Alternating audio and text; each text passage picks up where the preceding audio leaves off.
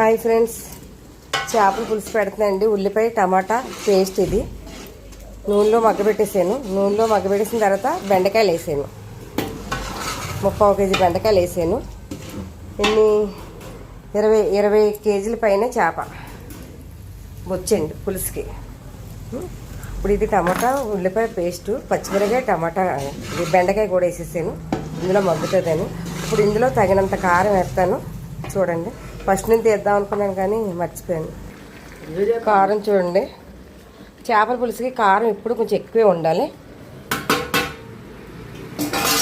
మీకు చూసుకోండి, ఎన్ని కేజీలు చేప అన్నా చూసుకుని దాన్ని బట్టి కారం వేసుకోండి. నాకంటే కారం సరిపోద్ది కరెక్ట్గాను 20 కేజీల చేపకి. ఇలా వీడియో తీయమ్మా. ఇలా అలా కారం వేసాను కాబట్టి ఇప్పుడు ఇందులో చింతపండు దగ్గరికి చిక్కగా పిలుచుకుని వేసుకుంటున్నానండి. మరీ లూజ్గా వేసుకోకూడదు, చేపల పులుసు పలసుగా ఉంటే టేస్ట్ ఉండదు.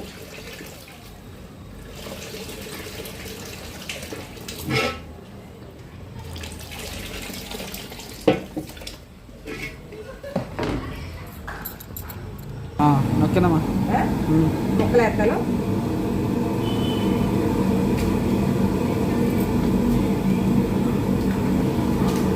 ఇది గొచ్చి చేప, దానివల్ల ముక్క పెద్దగా నాటుంది గొచ్చి.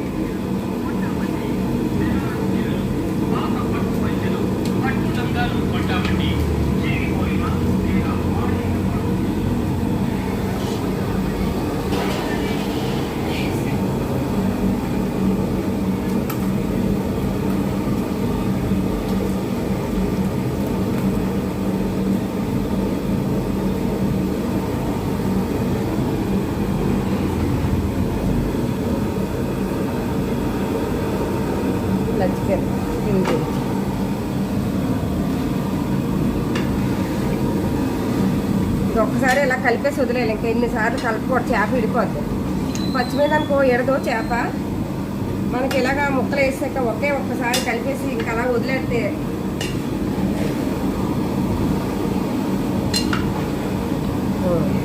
ఇంకంతే.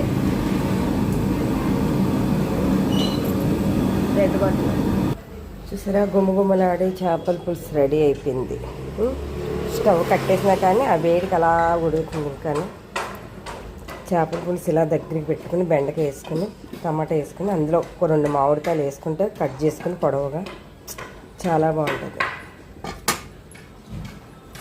పులుసు ఇప్పుడు రెడీ అయిపోయింది కాబట్టి ఇంకా దించి ముందు ఏం చేయాలో మీకు చెప్తాను చూడండి. ఆల్రెడీ ఇందులో ఉడికి